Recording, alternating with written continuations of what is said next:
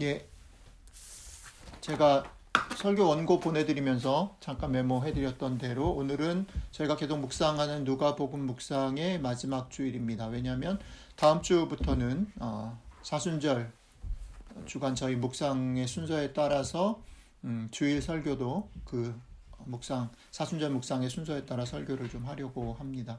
여러분들에게 어저께 나눠드린 사순절 묵상집의 주일 예배 본문과 제목도 실었습니다. 여러분들이 미리 같이 좀 준비하시고 사순절 기간 우리 또 같이 고난을 당하신 주님을 따라서 부활을 준비하고 또 부활의 영광을 경험하는 기독교회 식구들이 됐으면 좋겠습니다. 누가복음 우리가 쭉 얘기를 해왔던 것들을 좀 기억하면서 오늘 일단은 누가복음 묵상 설교 나누는 마지막 얘기 12장 얘기를 조금 해보도록 하겠습니다. 성경을 대하는 태도일 수도 있고 특별히 우리가 누가복음을 읽고 묵상을 하고 나누면서 가졌던 그런 원칙, 성경을 읽고 우리가 묵상을 할 때에 예수님이 말씀을 하시거나 예수님이 행하신 일들을 우리가 읽게 되잖아요.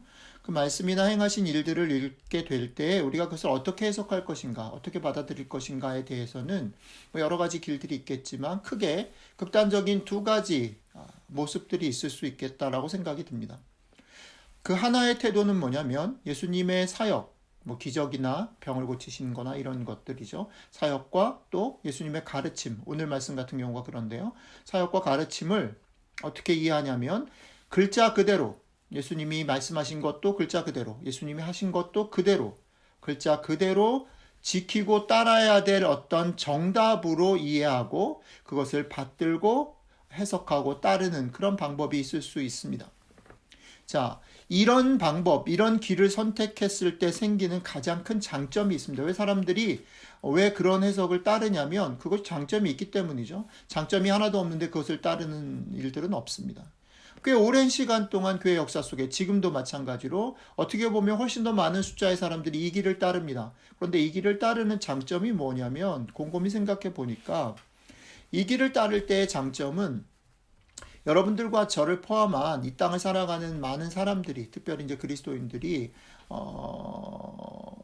지금 팬데믹 상황은 더 그렇지만 팬데믹이 아니더라고 하더라도 되게 좀 불안정하잖아요. 예측 불가능하고 또 우리가 이렇게 했지만 잘 안 되는 경우도 있고 또 우리가 원하는 일들이 될지 안 될지 모르는 그런 상황들도 있고 여러 가지 불안정하고 흔들리는 상황 속에 살고 있기 때문에 그런 사람들이 성경을 읽을 때 무엇을 기대하고 성경 속에서 무엇을 바라고 성경을 읽냐 하면 우리가 그걸 정확하게 지키고 따르지는 못할지라도 이렇게 가면 맞아. 이렇게 가면 복을 받아. 이렇게 가면 위험이 없어져. 이렇게 가면 좋아. 라고 하는 커다라고 분명한 확신, 가이드라인을 받기를 원하면서 우리가 성경을 읽는다는 거죠. 그런 입장들을 취하게 될 때에 이런 태도는 되게 장점이 있는 겁니다. 그죠? 성경의 말씀, 예수님의 말씀, 예수님의 행하신 일들을 문자 그대로 또박또박 그대로 받아들이게 되면 우리가 그 문자의 명령들이나 가르침의 명령들을 따르지 못한다 할지라도 최소한 이게 맞겠구나. 이게 옳아. 이렇게 가야 해. 예를 들자면 이런 거죠. 오늘 같은 경우에 염려를 하지 말아야 돼. 염려는 안 좋은 거야. 그죠? 염려하지 말고 하나님께 맡겨야 돼. 이게 문자 그대로 우리가 지켜야 될 정답이라고 하면 우리는 좋은 거예요. 그죠? 선명하죠. 내가 그렇게 못해서 문제지 어디로 가야 될지는 아니까요. 이게 장점이 있는 겁니다. 그런데 문제는 이 장점이 고스란히 약점이 되는 거죠. 고스란히 약점이 된다라는 건 뭐냐면 우리가 처음에 그게 이제 그 방향으로 이게 정답이구나 생각해서 계속 그거에 맞추려고 애를 쓰고 사는 그런 부분에서 우리가 흔들리고 이렇게 예측 못하는 상황들이 훨씬 안정감들을 찾는 장점이 있는 반면에 그렇게 계속 살다가 보니까 뭐란 갭이 느껴지냐면 내가 실제로 어렸을 때는 그게 훨씬 더 쉬워요. 어렸을 때는 흑백이 분명하게 나뉘고 어렸을 때는 이렇게 내가 살아야 될 삶 자체가 그렇게 복잡하지 않거든요. 그러니까 엄마 아빠가 말하는 걸 그대로 지키기만 하면 되는 거예요. 그죠? 어린아이들일수록 더 그래요. 지난주에 그 동은자매 도석형제의 진원이 얘기를 좀 나누시는데 그 얘기를 들으면서 지 엄마랑 제가 마음속으로 어떤 생각이 계속 들었냐면 당신들은 그래도 복이 많다. 더 어렸을 때 그거를 발견하고 어렸을 때 씨름할 수 있는 건 정말 축복이다. 그거를 이제 지우 정도만 돼도요 이제 말이 안 돼요. 완전히 부모가 을입니다. 부모가 말하는 거를 그 아이들이 원칙이라고 여길 수가 없어요. 왜 그러냐면 부모가 모르는 게 너무 많거든요. 그 아이들이 경험하고 지금 만나는 세계를 우리 엄마 아빠가 다 하시면 좋겠는데 그러면 믿고 따라갈 텐데 이제 모르는 게 너무 많은 거예요. 엄마 아빠는 얘기 상대가 안 되는 거죠. 내가 봐줘서 막 설명을 해야 겨우 따라올 수 있는. 근데 이게 아이들만 그런 게 아니라 신앙생활을 하는 우리도 경험하는 거예요. 우리가 처음 예수님을 알았을 때라든지 신앙생활을 처음 시작하고 뜨겁게 했을 때만 해도 하나님이 다라고 생각이 되죠. 성경이 다라고 생각이 되어져요. 근데 시간이 지났잖아요. 많이 지나면 저는 목사가 됐는데 목사로서 살고 있는데 이게 웬일인지 모르겠는데 시간이 지나고 사역을 하고 목사로서 지나가면서 이게 성경이 말하는 이게 내 삶하고 너무 안 맞고 내가 살고 있는 사람들의 삶하고 너무 안 맞는 거예요. 이걸 다 믿고 따라가기에는 내 삶이 너무 나이브하고 이거는 지난주에도 우리가 나눴지만 그냥 정신승리하는 거에 불과한 것 같은 느낌이 드는 일들이 너무 많은 거야. 거기에 고민이 있는 거죠.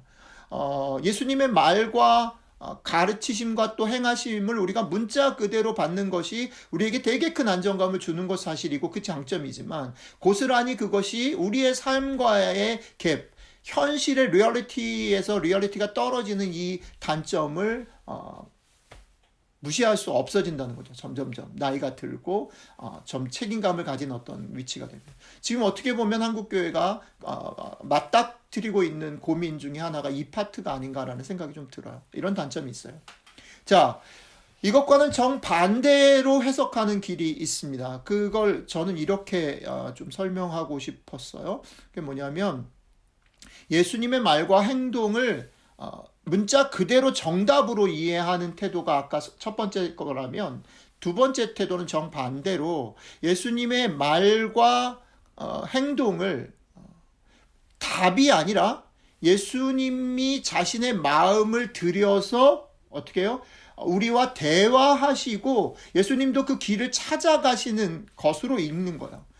그런 태도에서는 예수님의 말을 그냥 문자 그대로 답으로 이해하는 게 아니라 예수님이 그 얘기를 어떤 마음으로 하셨는지, 어떤 마음으로 어떤 상황 속에서 그 얘기를 하셨는지, 그리고 그 얘기가 그 상황 속에서 어떻게 진전이 돼서 지금 나한테는 어떤 마음들이 전달되어지는지를 찾아내고 읽으려고 하는 예수님의 의도, 예수님의 마음, 감정 이런 것들을 읽어내려고 하는 태도가 처음 거와 정반대 위치에 하는 것 같아요. 그런데 이것도 앞에 거와 마찬가지가 아니라서 정반대겠죠. 장점과 단점이 있어요. 장점은 뭘까요? 장점은 뭐냐면 우리가 지금 누가복음을 읽으면서 경험하고 있는데 장점은 우리의 현실, 우리의 문제 속에 사실은 우리가 나이가 들고 어른이 되면서 느끼는 건데 실제로 그레이 에리어가 너무 많고 우리들의 상황들이 정답으로 떨어지지 않는 게 되게 많은 게 우리의 리얼리티다. 특별히 어저께 우리 김 박사님이랑 얘기했지만 팬데믹의 상황이 우리에게 챌린지하는 건 그런 거죠.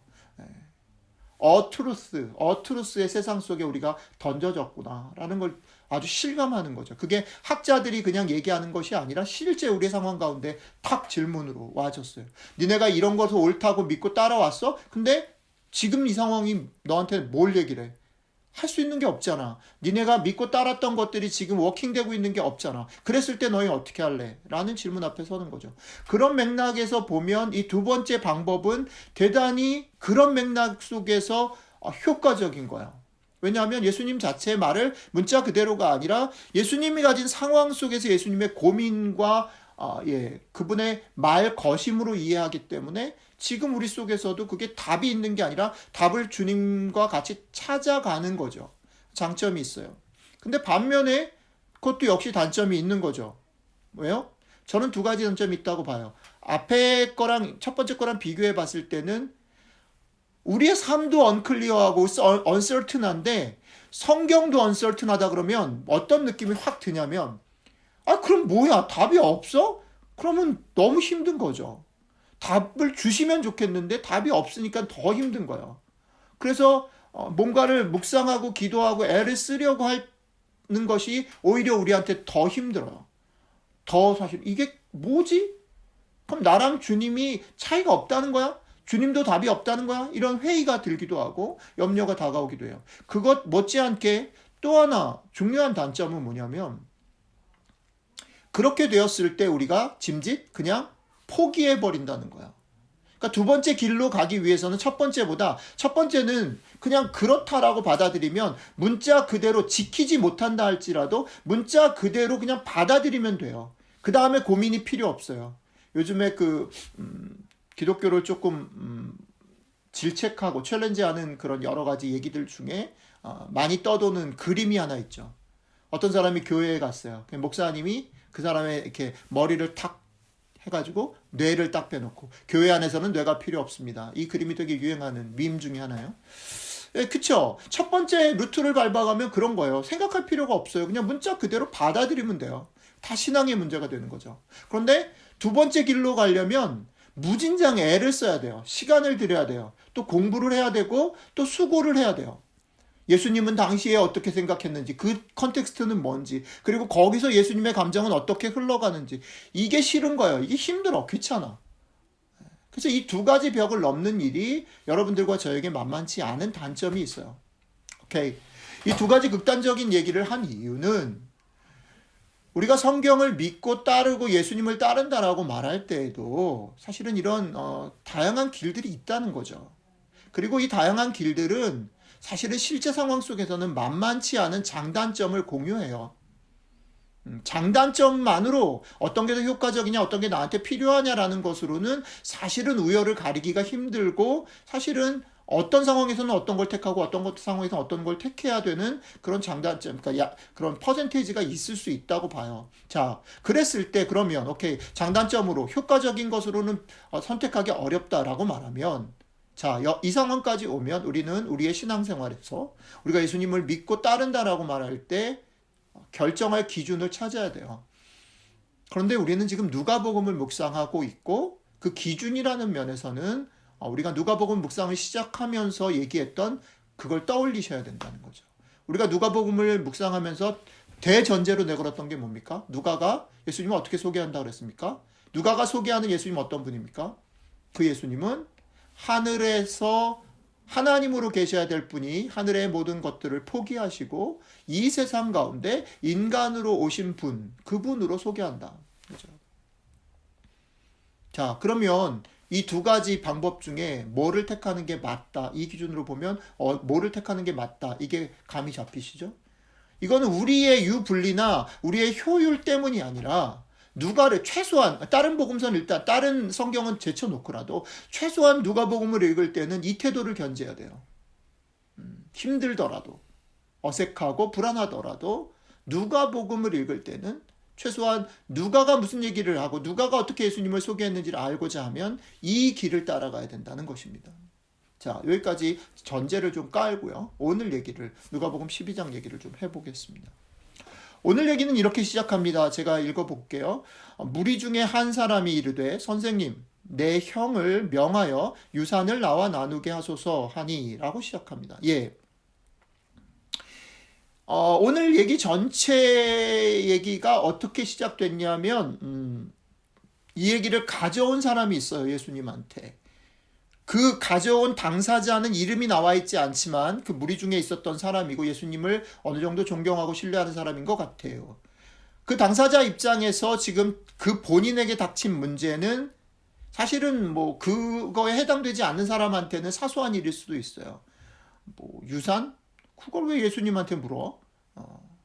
중요하지 않은 걸 수도 있어요. 그런데 그거를 예수님한테 물었다라고 말할 때 그 당사자한테는 이 문제는, 유산의 상속의 문제는 되게 억울한 문제이기도 하고 되게 절박한 문제일 수도 있고 되게 중요한 문제일 수도 있고 대단히 자기로서는 해결할 수 없는 예민한 여러 가지 요소가 있었던 문제라는 걸 우리가 인정해야 됩니다. 그렇죠? 최소한 그 당사자한테는. 그렇죠? 그 당사자가 여러 사람들이 있는 앞에서 그것을 끄집어냈을 때는 그 사람의 나름 절박함과 중요함과, 그죠? 예민함들이 있는 거죠. 이 문제를 예수님께 가지고 왔어요. 이 사람이 가지고 와서 얘기하는 게 뭐냐면 예수님이 판단해 주십시오. 우리가 앞에서 얘기한 대로 얘기를 하면 이 사람은 지금 1번의 길을 따르는 거죠. 정답을 주십시오. 예수님이 보실 때 이게 어디가 맞는지 컨펌해 주십시오. 사실 그게 표면적이지만 조금 더 안을 파보면 이게 무슨 얘기냐면, 예수님, 형하고 내가 있는데 내가 맞다고 내 편을 좀 들어주십시오, 이 말이거든요. 그죠? 만약에 이 사람이 이런 거 생각했겠나요? 정직하게 우리가 우리 자신에게 들춰보면 이 사람이, 예수님 사실은 잘 몰라서 그러는데 우리 형이 맞다면 그렇게 말해 주십시오라고 이걸 들고 왔을까요? 저는 그렇게 생각하지 않아요. 그거는 사실 되게 비현실적인 얘기예요. 자기가 볼 때 형이 51% 오를 것 같으면 이거 끌고 오지 않죠. 왜냐하면 이게 옳고 그름의 문제를 관심 있어 하는 게 아니라 그것의 결과를 관심 있어 하는 거거든요. 결과적으로 그 유산을 내가 갖는 것, 형이 가진 이 상황을 깨트리는 어떤 편이 필요한 거죠. 그러니까 이 얘기의 더 깊은 멘탈리티 뭐냐면 내 편이 돼 주십시오. 내가 옳다라고 좀 말해 주십시오. 내가 억울한 일을 당했다라고 다른 사람들 앞에 공증해 주십시오. 이런 말입니다. 그죠? 근데 이게 오늘 이 얘기 때문에 오늘 스토리가 이제 진행이 되는데 이게 이 사람만의 질문이겠냐는 거예요. 여러분들과 제 삶을 돌이켜 보자라는 거죠. 우리가 얼마나 자주 기도를 드리고 얼마나 자주 하나님과 씨름할 때에 우리가 이 태도 안에 서 있냐는 거예요. 해답을 달라는 거죠. 나의 삶의 이 모호함, 아니면 나의 삶의 이 부조리함, 나의 삶에 이해할 수 없는 억울함, 이런 것들에 대해서 하나님 내 편을 좀 들어주십시오. 내 말을 좀 들어주십시오. 아니면 길을 주십시오. 해답을 주십시오. 라고 우리가 얼마나 하늘을 향해서 요청합니까? 그죠? 꼭 기도가 아니더라도 우리들의 멘탈리티 속에 이게 너무 깔려 있는 거죠. 그리고 그것들이 잘 원활하게 진행되어지지 않을 때, 소위 말하는 하나님이 침묵하실 때 우리 얼마나 답답해하고 안달합니까? 그죠? 근데 재밌는 게 뭐냐면 우리들이 비슷한 이 사람의 심정인데 우리들의 상황과 이 사람을 오버랩 시켜서 볼 때 재밌는 게 뭐냐면 우리는 그것 때문에 안달해요. 이 사람처럼. 근데 항상 이 사람 포함해서 복음서에서 오늘 여기서도 마찬가지인데 이 사람은 간절하고 막 이래가지고 왔잖아요. 예수님한테. 이 사람의 요구는 뭐예요? 되게 심플해요. 누가 옳은지 판별해 달라는 거죠. 근데 예수님이 뭐라고 얘기해요? 예수님의 반응은 항상 답을 달라고 하는 그 질문과 답에서 비껴나가 있어요. 항상. 예수님 지금 여기 뒤에 이 유산에 대한 얘기 하나도 안 해요. 그 얘기 왜 나한테 하니? 라고 얘기하면서 얘기를 시작해요. 항상 비껴서 얘기해요. 이것도 우리랑 너무 닮았죠. 우리가 뭐 예를 들어서 누가 아파서 뭐 내가 뭐 지금 뭐 이래가지고 막 기도하잖아요. 그러면 항상 얘기 안 하시잖아요. 얘기 안 하시고 우리가 아주 어렸을 때 우리가 아주 예수님 처음 믿었을 때는 대답을 잘 해주셨어요. 우리를 꼬셔가지고 끌고 가셔야 되니까 다 대답 잘 해주셨는데 나이가 들고 신앙생활이 깊어지면 깊을수록 대답을 안 하셔요. 대답만 안 하시면 좋은데 복장을 지르지, 염장을 질러, 많이 질러요. 때로는 기다리게 하고 때로는 더 속상하게 하고 막 이런 일들이 있는 거죠. 이 사람 그랬을 것 같아요. 예수님이 그런 반응을 딱 보였을 때 당황스럽고 황당했다라고 생각이 되어져요. 예수님은 이 얘기를 그 질문과 답을 비껴서 가지고 어떻게 하시냐면 재밌는 게 뭐냐면 두 번째 재밌는 거는 그 사람의 질문과 전혀 상관없이 예수님이 하고 싶은 얘기를 쫙 이제 해나가시는 거예요. 주도권 딱 잡아가지고 예수님이 하시고 싶은 얘기를 쫙 해나가십니다. 자, 오늘은 그 얘기들을 쭉 따라가 보려고 해요. 오늘 얘기 이제 시작을 얘기했으니까 오늘 얘기의 끝. 빛을 먼저 보고 중간 얘기들을 가볼게요. 이 얘기의 끝이 뭐냐면 제가 예수님의 이제 그 질문을 딱 피해가지고 자기 얘기로 쭉 얘기하시다가 이제 맨 마지막에 예수님이 이걸 어떻게 랩법을 결론을 짓냐면 이렇게 얘기하십니다. 제가 읽을게요. 적은 무리여 무서워 말아라. 너희 아버지께서 그 나라를 너희에게 주시기를 기뻐하시느니라. 너희 소유를 팔아 구제하여 낡아지지 아니하는 배낭을 만들어라. 곧 하늘에 둔 바 다함이 없는 보물이니 거기는 도둑도 가까이 하는 일도 없고 좀도 먹는 일이 없느니라. 너희 보물 있는 곳에는 너희 마음도 있으리라. 이게 예수님의 결론이거든요. 자, 이 사람의 질문, 우리 형과 나 사이의 유산 분쟁에 대해서 답을 주십시오라고 하는 질문과 예수님의 결론 답, 이게 두 개 패럴렐 병행시켜 놓고 한번 생각해 보세요. 여러분들 뭐가 보이세요? 그리고 거기다가 조금 더 애드하면 여러분들이 평소 하나님하고 기도하고 씨름하고 싸우는 그것도 거기다 딱 얹어놓고 같이 보세요. 뭐가 보이세요? 오늘 우리의 설교의 길은 이걸 찾으려고 가는 겁니다. 뭘 봐야 되냐, 그죠? 제가 제목을 그렇게 잡았어요. 뭘 봐야 되고 뭐가 어리석은 거냐. 자, 근데 이건 결론에서 제가 다시 한번 얘기할 건데 이게 이제 두 개를 같이 보고서 길을 찾자라는 게 이제 방향인데 이 길을 찾기 위해서 예수님은 그럼 어떤 식으로 얘기를 끌고 갔느냐, 예수님이 갔던 길들을 먼저 따라가 봤으면 좋겠어요. 중간 얘기를 조금 하면서 결론으로 갈 거예요. 자, 예수님은 이 결론에 가기 위해서 어떤 이렇게 길을 따라가시냐면 첫 번째는요, 비유를 하나 드세요. 비유를 드세요. 그리고 그 비유에 대해서 사실은 잘 이해 못하는 것 같으니까 그거에 대해서 어떨 때는 이제 비유를 하셨을 때 제자들이 물어봐서 대답을 하시는 경우가 있거든요. 근데 이 상황은 그런 건 아닌 것 같고 제자들은 반응이 없었는데 예수님이 그 자신이 하신 비유에 대해서 이렇게 약간 돌려서 indirectly 우회적으로 해석을 하시는 얘기들을 하시면서 쭉 진행하다가 아까 제가 읽어드린 결론에 도달해요. 그래서 이 비유 얘기랑 예수님이 이 비유를 해석하신 얘기를 우리가 먼저 살펴보면서 예수님의 결론이 왜 나왔는가, 예수님이 결론 속에서 우리가 뭘 볼 수 있는가를 생각해 보려고 해요. 자, 먼저 예수님이 하신 비유 이야기입니다. 오늘 아까 정은 자매님이 읽어주신 부분이에요. 내용은 이런 거죠. 한 부자가 있어요. 그런데 그 부자가 이제 연말이 돼서 정산을 하게 된 거죠. 그랬는데 자기가 생각했던 것보다 훨씬 돈을 많이 버는 거예요. 그 부자는 아마 농부였던 것 같아요. 그래서 농사를 이제 추수를 했는데 자기가 걱정하고 생각했던 것보다, 자기가 수고했던 것보다, 예년에 비해서보다 훨씬 더 많이 추수를 거둬들인 거예요. 그래서 이걸 어떻게 하지라고 조금 생각을 하다가 이거를 저장을 해야 되니까 창고를 더 지어서, 지금 있는 창고로는 도저히 저장이 안 되니 곳간을 더 늘려야 되겠구나라고 행복한 고민을 말하면서 즐거워하는 거죠. 배 두드리고 이제 오늘 신나게 먹고 놀자, 이 얘기를 하는 장면이 나와요.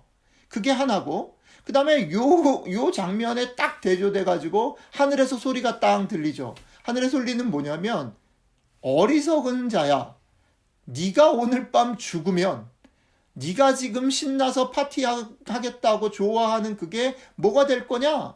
이게 하나 있고, 그 다음에 또 하나, 그거에 대해서 자기를 위해서 재물을 쌓아두고 하나님께 부요하지 못한 자야, 호칭이 어리석은 자야, 그 다음에 나를 위해 재물을 쌓아두고 하나님께 부요하지 못한 자야라고 호칭을 하고요. 목숨과 몸을 위해서 염려하지 말아라, 이렇게 얘기를 해요. 하늘의 소리가 두 가지로 들립니다. 자, 부자의 모습과 이 부자에게 얘기하는 하늘의 소리가 대조되고 있죠. 뭐 여러 가지 설명할 수 있겠는데 오늘은 이 얘기가 주제는 아니기 때문에 딱 보면 주목해야 될 부분이, 좀 유의해야 될 부분이, 아니 좀 신기하게 느껴지는 부분이 있어요. 그게 뭐냐면 이 부자에 대해서 하늘의 소리, 그러니까 사실 이 하늘의 소리는 예수님의 마음이겠죠. 예수님이 어떻게 평가하느냐라고 말하면, 이 나쁜 놈아, 이 못된 놈아, 이 bad people 이렇게 얘기하지 않고 You are wrong 이렇게 얘기하지 않고 재밌는 게 뭐냐면 You are fool 이렇게 얘기해요. 어리석은 자야. foolish 어리석다라고 표현하고 있다는 거예요. 여러분 한번 생각해 보세요. 왜 어리석다라고 얘기하셨을까? 그리고 이 어리석다라는 게 뭐랑 이렇게 메아리를 치고 있냐면 정말 염려할 것이 무엇인지를 고민해라. 맨 마지막이죠. 목숨과 몸을 위해서 염려하지 마라. 너가 정말 관심을 가져야 될 것, 정말 신경 써야 될 것을 네가 지금 놓치고 있다라고 말하고 있는 거예요. 자, 이 두 가지 특징을 왜 제가 지금 짚어서 말을 하냐면 저희가 처음에 시작할 때 우리가 뭘 따라가서 지금 우리의 목표가 뭐라 그랬어요? 정답을 찾는 게 목표가 아니라 그 정답을 찾아가는 예수님의 마음을 따라가 보자 이랬어요. 여기서도 마찬가지예요. 예수님이 지금 이 부자 얘기를 하면서 이 비유 속에 등장하는 부자를 꾸짖고 계시는 분위기라고 생각하세요? 책망하는 분위기라고 생각하세요? 아니면 예수님의 정서와 마음이 부자에 대해서 되게 안타까워하는 마음이라고 생각하세요? 라는 질문을 드리는 거예요. 만약에 예수님이 꾸짖고 책망하시는 그런 멘탈리티였다면 어리석은 자야? 이렇게 얘기하지 않았을 거라는 거죠.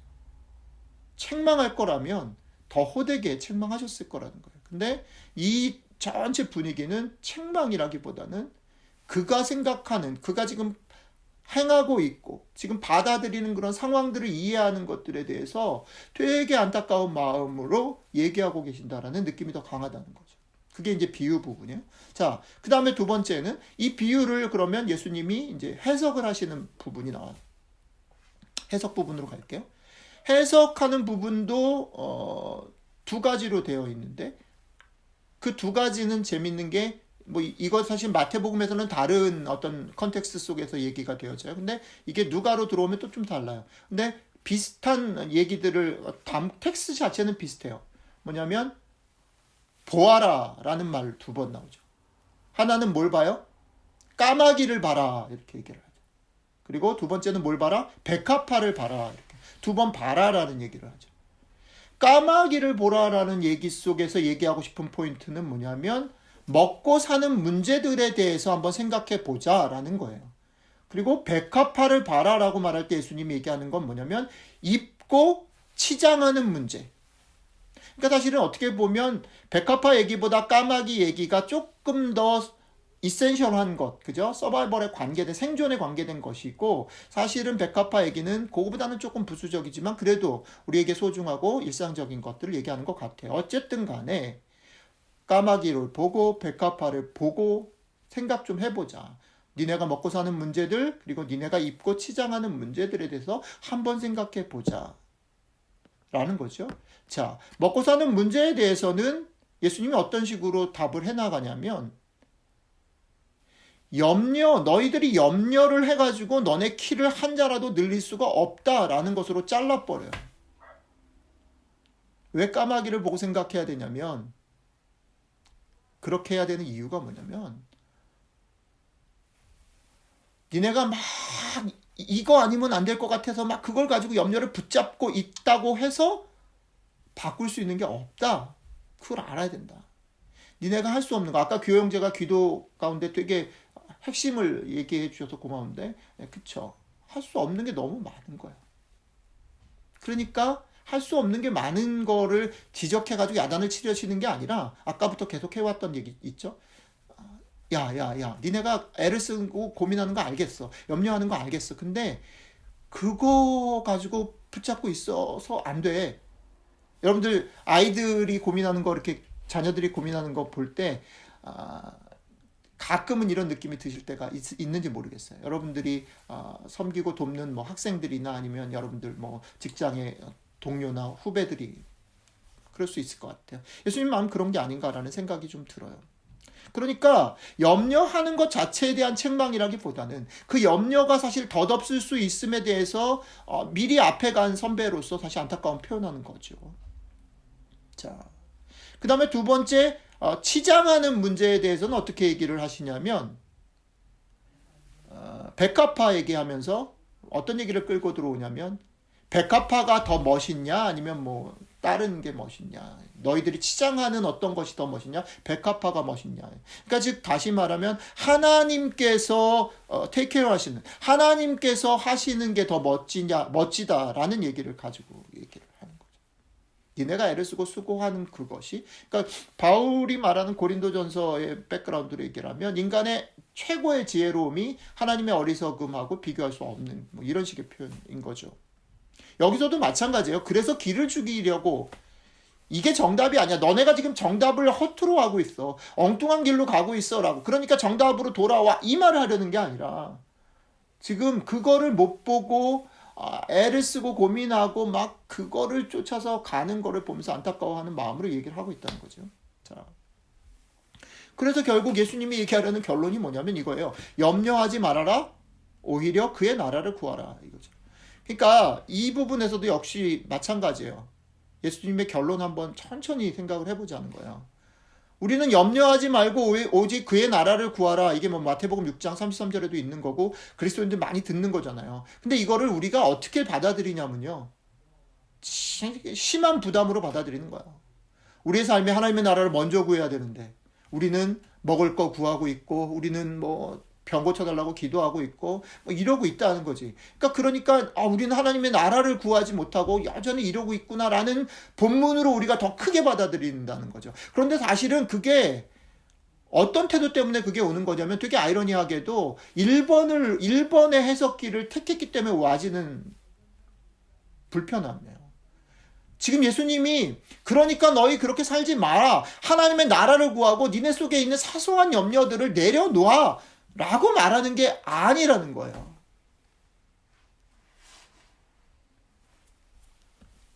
제가 처음부터 쭉 얘기해왔던 걸 다시 한번 리마인드 하면 이 비유와 해석을 얘기하시게 된 출발이 뭐였어요? 어떤 사람이 그의 삶에 있어서 아주 잘 봐주면 무엇이 옳은지 무엇이 정당한지를 물어봤잖아요. 정답을 물어봤잖아요. 아주 나쁘게 말하면 좀 내 편을 들어주세요. 내가 억울한 걸 들어주세요. 라고 정답을 원하면서 왔잖아요. 근데 그거에 대해서 예수님이 답을 얘기 안 했단 말이에요. 그죠? 그리고 두 번째는 제가 무슨 얘기했어요? 비유를 얘기하면서 비유 속에 나와 있는 부자를 예수님이 꾸짖거나 책망하지 않았다고요.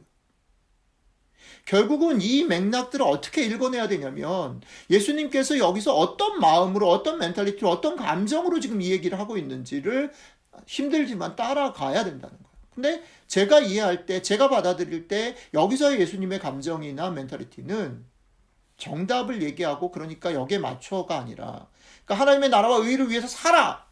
That's it! 이게 아니라 그러지 않으면 그러지 않고 사는 너희들의 많은 일상의 고민들이 사실 대단히 소모적이고 대단히 불필요한 것이야도 아니에요. 사실은 내가 볼 때 그게 안타까워.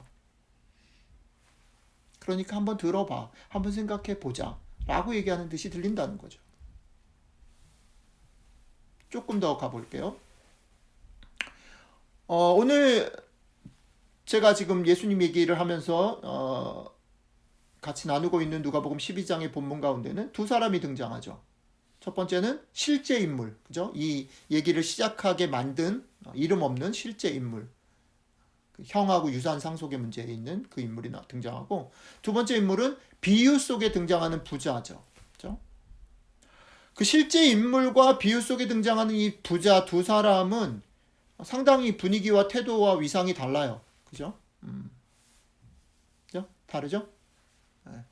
부자는 사실은 이미 얻었다라고 대단히 만족스러워하고 기뻐하는 태도를 보이는 반면 그 실제 인물은 지금 되게 다급해요. 그 돈이 없으면 망할 수도 있고 그 돈을 뺏긴 거에 대한 대단한 억울함이 있을 수도 있고 이게 되게 달라요. 컨텍스트 자체 다르고 분위기도 다르고 태도도 다르고 위치도 달라요. 그런데 이런 여러 가지 차이점이 있음에도 불구하고 둘 사이에는 공통점이 있죠. 그게 뭘까요? 공통점은 1차적으로는 이들이 정답을 요구하고 그 정답에 만족하거나 실망하는 사람들이라는 거죠. 이건 뭘 보여줄까? 이 얘기를 왜 예수님이 이런 식으로 끌고 갔을까? 제가 보기에는 이 둘이 가지고 있는 근본적인 공통점 우리한테 적용해 보면 이 둘은 어떤 거냐면 아주 공통적인 일상을 사는 평범한 고민 혹은 평범한 감정을 가진 사람들을 레프리젠트, 대표하는 그런 성격을 띈다라고 보여져요. 지금 실제 인물이던 비유 속에 등장한 부자던 이들이 지금 던지는 질문들은 아까도 앞에서도 얘기하지만 우리들이 일상 속에서 겪고 부닥치는 고민과 그것에 대한 질문들이거든요. 그러니까 이 두 사람은 다른 위치에 있고 정반대 위치일 수 있지만 결국은 우리들이 일상 가운데 겪고 만나는 기쁨, 슬픔, 분노, 절망 이런 것들을 반영한다는 거죠. 자, 그걸 반영한다라고 봤을 때, 자, 전체적인 누가복음 12장의 맥락 속에서 이 유산 상속의 문제를 제기한 사람이든 이 부자든 전체적인 맥락 속에서 성경이 예수님이 이 사람 편을 드는 것 같아 보이진 않아요. 그 말은 무슨 말이냐면 이 사람의 행동을 지지하진 않는다는 거죠. 그러니까 유산 상속을 얘기하는 사람도 뭔가 조금 이렇게 좋은 굿은 아니에요. 그죠? 그리고 이 부자도 당연히 굿은 아니에요. 그죠? 긍정적으로 비춰지진 않아요. 그게 있어요. 그런데 재밌는 건 뭐냐면 긍정적으로 비춰지지 않는 그런 주인공들인 거는 맞는데 이 긍정적이지 않은 주인공들의 행동을 바라보시는 예수님의 얘기가 붙어지면서 이거는 얘기가 되게 다른 얘기로 흘러가고 있는 거예요. 긍정적이지 않은 사람에 대해서 예수님이 단호하게 그들의 긍정적이지 않은 모습을 고쳐야 하고 고쳐야 해결이 된다. 그죠? 고쳐야 하는 게 답이다. 너네들의 행동이 틀렸다라고 말을 하면 게임은 되게 심플해져요. 그런데 아까 앞에서부터 제가 계속 설명하려고 납득시키려고 하는 부분이 뭐냐면 그것에 대한 예수님의 평가가 그렇게 호되지 않다. 긍정적이지 않은 이 두 인물에 대한 예수님의 평가가 그렇게 생각보다 꾸짖거나 나쁘지 않다는 거예요. 그죠? 예수님은 이들을 대하는 태도에 있어서 꾸짖거나 평가하는 태도 그 목적으로 대하지 않고 거기에 머무르지 않으시는 것 같아요. 그리고 결국 이 두 사람을 통해서 예수님은 사실은 이 둘의 고민과 얘기보다는 본인이 하시고 싶은 결론에 대한 얘기로 진전을 시키고 있어요. 그리고 예수님의 결론 역시 앞에서 이들에 대해서 꾸짖는 태도라기보다는 제가 설명했듯이 안타까움의 모습을 더 보인다라는 면에서 전체적으로 이 얘기 속에서 예수님의 마음은 안타까움 쪽에 더 무게가 놓이지 않나라는 생각입니다. 아까 제가 여기 등장하는 등장인물 두 사람은 일상을 살아가는 여러분들과 일상 속에서 희노애락을 경험하고 그 속에서 울분을 터뜨리거나 하나님 앞에 정답을 요구하는 우리들의 모습을 보편적으로 대변하는 그런 인물들이라는 말씀 드렸어요. 우리가 공통적으로 이들과 비슷한 질문 혹은 만족 혹은 그것에 대한 확인들을 요구하며 살죠. 여러분들과 우리는 일상 속에서 끝없이 여기 등장인물들처럼 사소한 것들에 목을 매고 관심의 끈을 놓지 않으며 그것들의 영향을 심하게 받습니다. 그렇죠? 사소하다라고 표현해도 죄송한데 여기서 사소하다라고 표현한 것은 일반적으로 그렇다는 것입니다. 제가 아까 처음에 말씀드렸지만 이 사소함이 절대 중요하지 않은 것은 아니에요. 나한테는 절박한 것일 수 있고 나한테 너무너무 소중하고 중요한 것일 수 있어요. 다른 사람은 이것을 평가할 수 없어요. 예수님도 이것 자체에 대한 평가를 하지 않아요.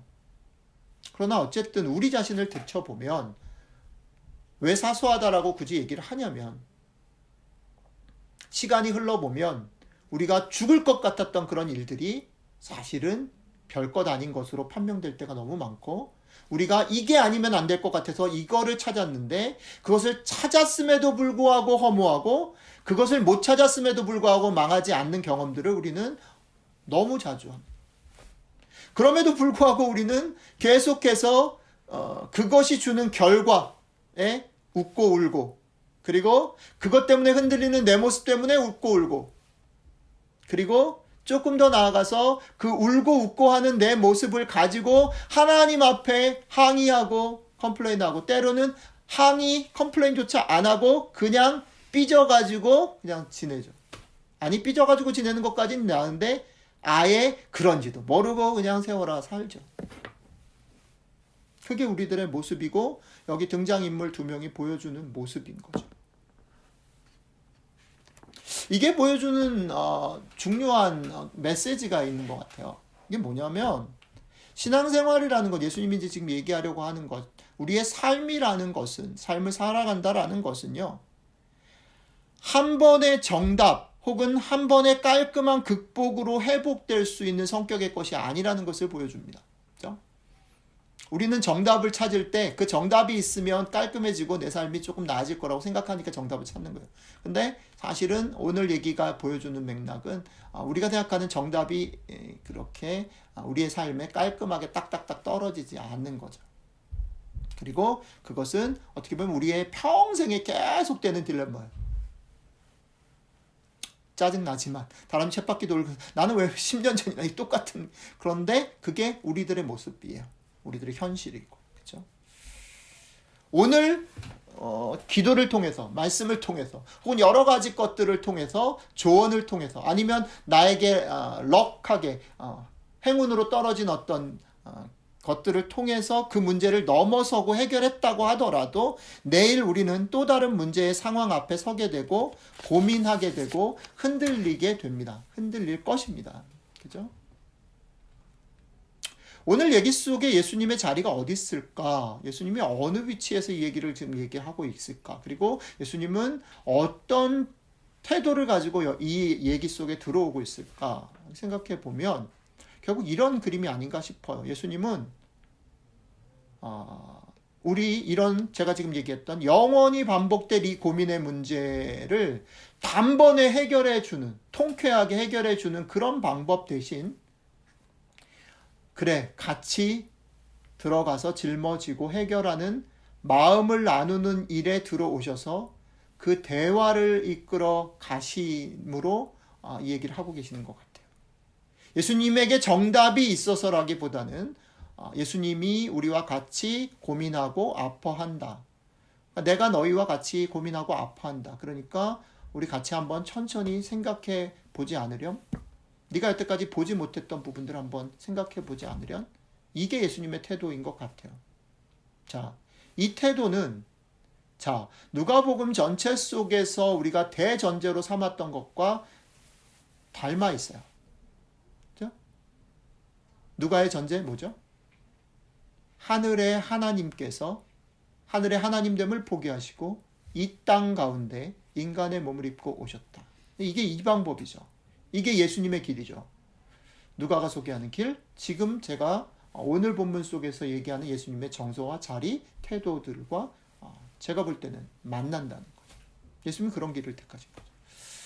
제가 요즘에 아직 막 인조이하고 있지는 못한데 한국에 뭐 핫하게 뜨고 있는 클럽하우스라는 그런 소셜 네트워크를 조금 하고 있는데 거기 몇 가지 현상이 있어요. 그 중에 하나 되게 재밌는 현상은 뭐냐면 저도 잘 몰랐는데 나중에 이렇게 후기 올린 사람들 보니까 그 그룹에 의외로 목사들이 되게 많이 들어온대요. 목사들이, 한국 목사들이 요즘에 시간이 많이 남는 건지 아니면 자기가 얼리 어댑터라고 생각하고 들어온지 모르겠는데 아무튼 많이 들어온대요. 근데 저도 몇 군데 이렇게 목사들이 있는 방에 가봤는데 저도 목사지만 특징이 있어요. 뭐냐면 목사들이 있는 방은 다 거의 망해요. 90%가 망해요. 왜 망하냐면 클럽하우스의 제일 큰 특징은 뭐냐면 한 사람이 마이크를 독점하지 않는다. 그게 특징이거든요. 돌아가면서 스피커가 돌아가면서 하는 짧게 그러니까 정답을 얘기하는 게 아니라 그냥 자기 얘기를 하는 공간이에요. 수다를 떠는 공간. 그게 클럽하우스의 장점인데 목사들만 들어가면 자기가 길게 얘기하는지도 모르고 답을 가르쳐 주려고 그냥 애를 쓰고 마음이 타고 막 이런다는 거예요. 길어진다는 거죠. 자기가 길게 얘기하는지도 몰라. 자기는 안타까운 마음에 답을. 그래가지고 뭐 지금 그런 황당한 목사들의 후기들이 마구 올라오고 있어요. 저도 이제 우연히 들어갔는데 그런 경험을 하고 튀어나왔는데 우리가 이건 목사들의 문제고 아픔이긴 하지만 사실은 신앙생활을 해왔던 많은 우리가 신앙을 어떻게 보고 예수님의 얘기를 어떻게 읽었는가라는 것하고 되게 밀접하게 닿아 있는 것 같아요. 우리는 신앙생활을 하면서도, 그러니까 목사들이 이런 태도를 견지하게 된 이유가 목사들에게만 있지 않아요. 왜 그러냐면 성도들이 목사들에게 답을 원하거든요. 답을 물어보고. 그래도 정신을 차리고 답이 없음, 내가 답을 모른다라고 용기를 내서 얘기를 해야 되는데 그게 쉽지 않더라고요. 저한테도 되게 익숙해져 있는 일들이라서 저걸 답을 내가 말해줘야 되겠다 싶고, 그죠? 우리는 예수님에게도 그래요. 근데 예수님은 그 길을 안 택하신 거거든요. 그래서 생각을 좀 바꿨으면 좋겠다 싶습니다. 자, 마지막 얘기로 넘어갈게요. 이제 결론 얘기를 다시 이제 가려고 하는데, 한 가지 이제 여기서 조금 고민해야 되는 지점이 있어요.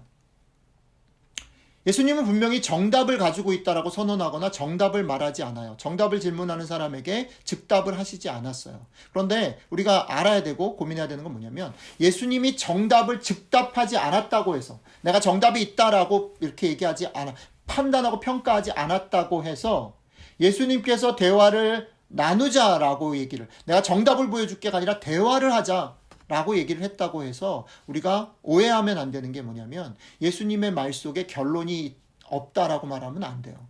예수님의 말 속에는 결론이 있어요.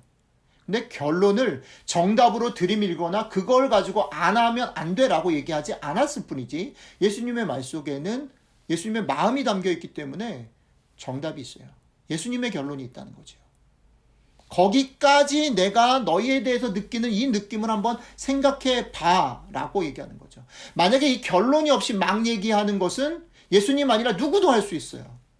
산은 산이고 물은 물이다라는 게 정답이 될 수 없는 이유가 저는 그거라고 생각하는 거예요. 다 맞죠, 그 말은. 어디다 때려 맞춰도 다 맞잖아요.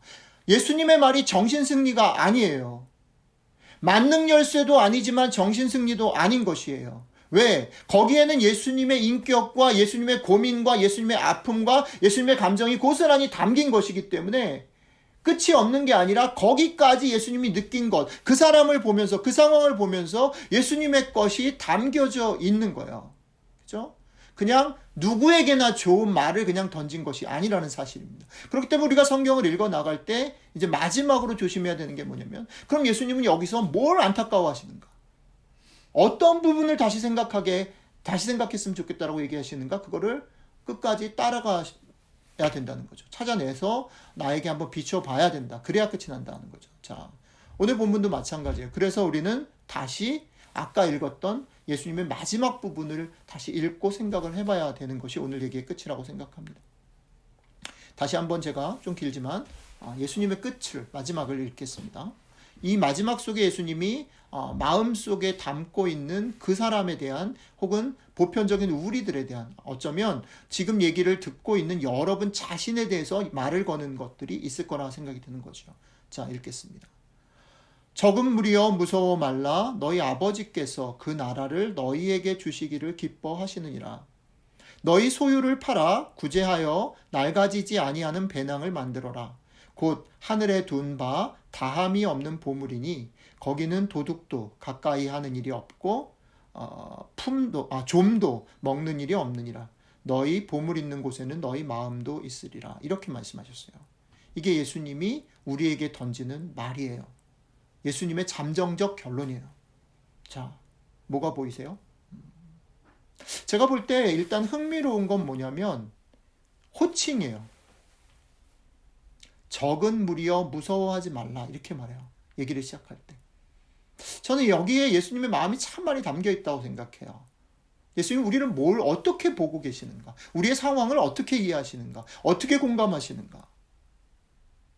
예수님은 우리의 신앙생활 되게 중요한 착각인데, 예수님은 우리에게, 제가 이해하는 예수님은, 최소한 이 본문에서의 예수님은 우리에게 멋진 사람이 돼, 성공해, 괜찮은 그리스도인이 돼, 너네가 그러고 있어, 이렇게 얘기하지 않아요. 그렇게 이해하고 있지 않아요. 우리가 끝없는 그 딜레마의 고민 속에서, 쳇바퀴 속에서 갈등하고 고민하고 있다는 것을 알고 계세요. 우리가 얼마나 두려워하고 있는지 알고 계세요. 우리가 얼마나 연약하고 적은 자인 것인지 알고 계세요. 과장하지 말라는 거죠. 포장할 필요 없다는 거죠. 알고 있다고. 알고 있다고. 그렇게 시작해요. 그런데 왜 너네가 연약하고 그렇게 갈등할 수밖에 없고 그런 존재고로 지금 현실이 그런데 그럼에도 불구하고 왜 무서워하지 말아야 되냐면 예수님이 이렇게 얘기를 하는 거예요. 백업을 하고 싶은 거예요. 너네 아빠가 너네 하나님 하는 아빠가 하나님의 나라를 너희에게 주는 걸 기뻐하고 있기 때문에 무서워 말을 해요. 예수님 무슨 마음일까요? 예수님이 이 말이 뭘까요? 우리는 앞에서부터 얘기하지만 우리는 자꾸 우리가 닥친 상황, 내가 겪고 있는 고민, 내 딜레마가 해결이 돼서 내가 지금보다는 한 칸 나아지는 모습으로 가기를 소망하는데 그것이 되면 두려움이 없어질 거라고 생각하고 그것이 되면 좋아질 거라고 생각을 하는데 예수님은 그게 안타까운 거죠. 니네가 두려워하지 말아야 될 이유는 거기 있는 게 아니고 이건 영원히 니네가 계속 반복해서 갈 건데 그거에 힘이 있는 게 아니고 그럼에도 불구하고 너희의 삶을 바라보고 너희에게 닥친 문제들을 바라볼 때에 너희가 하나님의 나라, 그분이 가지고 있는 그 나라의 생각으로, 그분의 나라의 시각으로 조금 더 확장해서 보면 하나님이 원래 만들어 놓은 내 모습과 원래 만들어 놓은 세상의 아름다운 그 모습으로 보는 걸 포기하지 않는 것을 하나님이 기뻐하신다. 그것 때문에 두려워하지 말라는 거야. 내가 바뀌어서 내가 멋있어져서가 아니라 내가 원래 어떻게 만들어졌고 그 만들어진 거를 포기하지 않도록 어떻게든 격려하시는 그 하나님 때문에 두려워하면 안 된다. 니는 그런 원래 존재 자체가 그런 존재가 아니다. 이 얘기를 하고 싶은 거지. 그 다음에 이거는 사실 원칙. 그렇게 해서 뭘 얘기를 하는 거냐면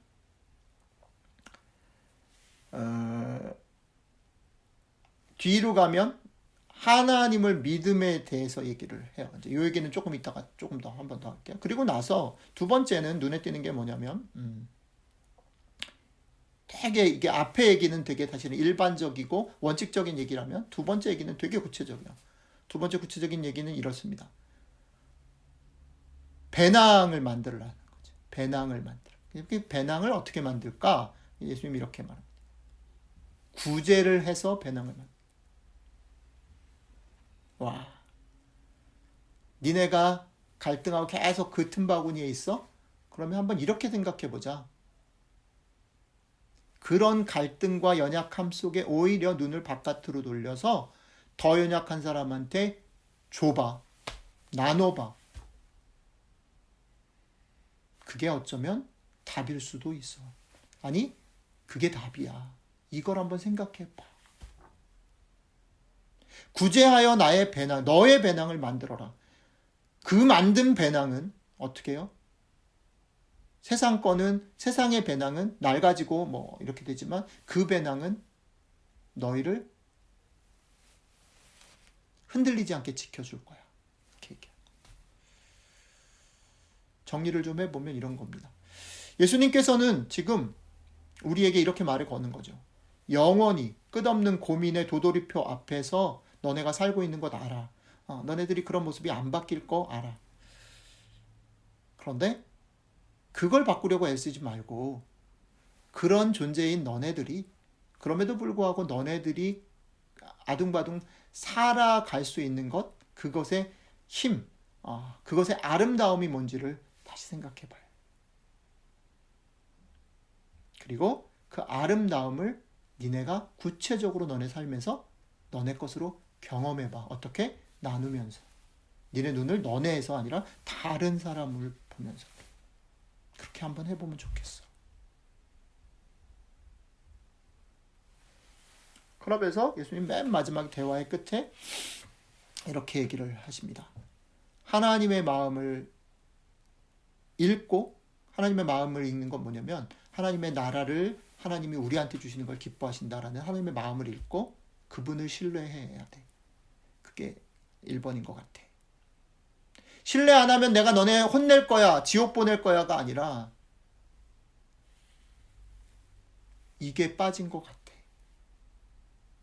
그리고 두 번째는 나눔을 실천해 봐. 이겁니다.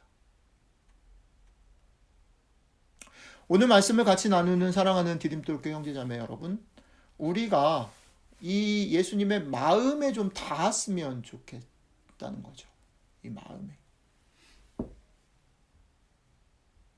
내가 고민하고 내가 가고 싶은 자리를 갈 수 있는 정답을 성경을 통해서, 설교를 통해서, 신앙생활을 통해서 갖는 게 아니라 나의 아픔과 고민에 같이 참여해서 대화하시면서 보여주려고 하시는 예수님의 마음을 닫고 그 마음을 따라서 살아보는 거죠. 다시 생각해 보는 거죠. 근데 오늘 얘기 속에서는 그게 두 가지인데, 하나는 믿음이고 두 번째는 실천. 그죠? 하나님에 대한 믿음, 그리고 내 삶의 구체적인 그 기쁨을 내 것으로 만드는 실천. 여러분들과 제 삶 가운데 이 문제는 영원히 계속 되어질 겁니다. 그런데 그것들을 조금이나마 우리의 삶에 긍정적이고 좋은 것으로 바꿀 수 있는 것, 믿음과 실천에 대한 생각들을 할 수 있는 기회가 되었으면 좋겠습니다. 같이 잠깐 기도드리겠습니다.